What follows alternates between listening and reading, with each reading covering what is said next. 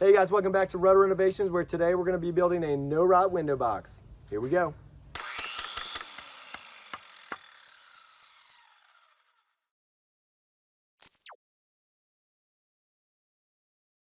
All right, so here's a look that we're going for. We want this top piece of trim on our window box, and this is about 1.25 inches, and the piece that I have is a 1x8 by 12, which is about 7.25 inches. So what I'm gonna do is take 1.25 inches off of this, the width of this board, and then that will leave me with the sides, and then I'll have the top trim piece here cut out. If you're using the same dimensions that I am and you don't want to buy another piece of wood in order to create the bottom of the box, you'll want to stop about 36 inches short of ripping the entire board.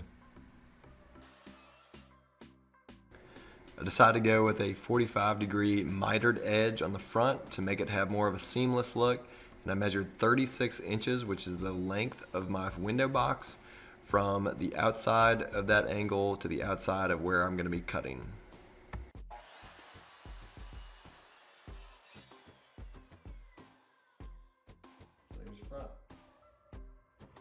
The depth of my window box in this case is 7.75 inches. So I'm gonna go ahead and measure, and then I'll cut a vertical cut on this.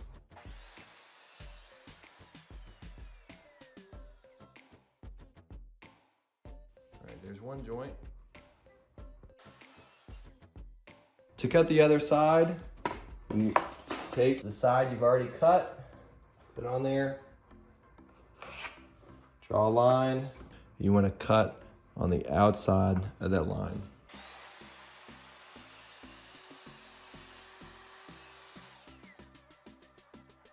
Next, we're going to cut the back.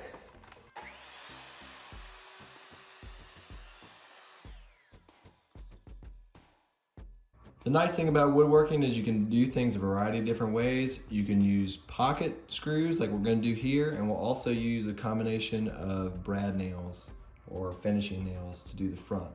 So here, I'm going to put this on the back side so you can't see it from inside the box, so it'll be invisible and against whatever window or wall that you're putting it on. Now the thing that makes this a no-rot window box is the fact that I'm using a PVC board and not a board composed of wood. In fact, the reason I'm creating this box is because the one I previously made out of wood rotted apart in the matter of a couple years. This material is way more expensive than wood, but it will withstand the test of time and is still about half as much as you'd pay for a similar window box online. All right, so I'm going to use my finish nailer to nail the front.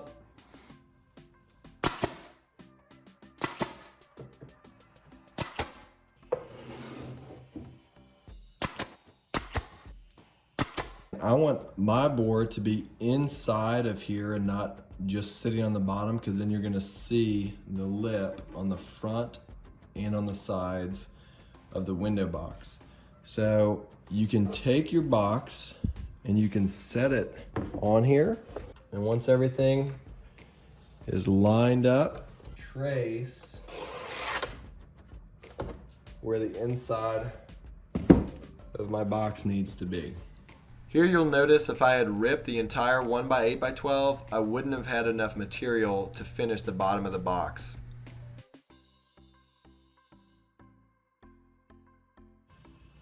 All right, so you can see we got the bottom in.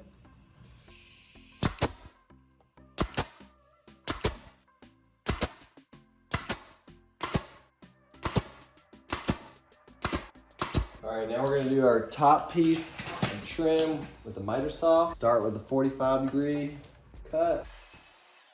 An easy way to do this without using the tape measure, after you cut your angle, put it on the top of the box.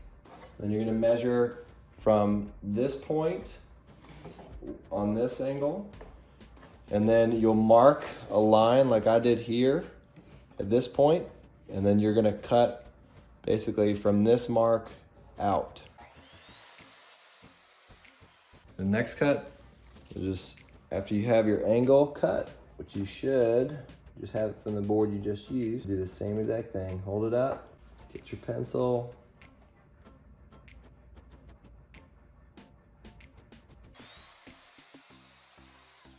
All right guys, if you've already cut a piece out, you don't have to go measuring, especially if you want it to be the exact same size as the other piece.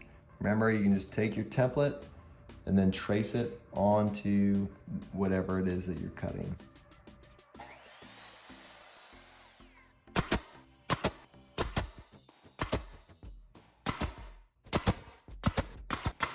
All right, so we have our window box done. We have the top piece of trim, and what I want to do is add a little bit of design here. So I'm going to take some of the leftover wood and make some trim.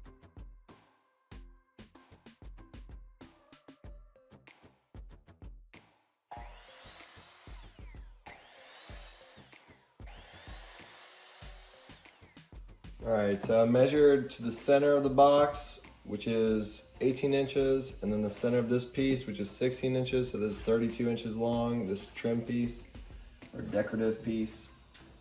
And I'm gonna hit it right here in the center, which will hold it still, and then we can get everything level and where we want it.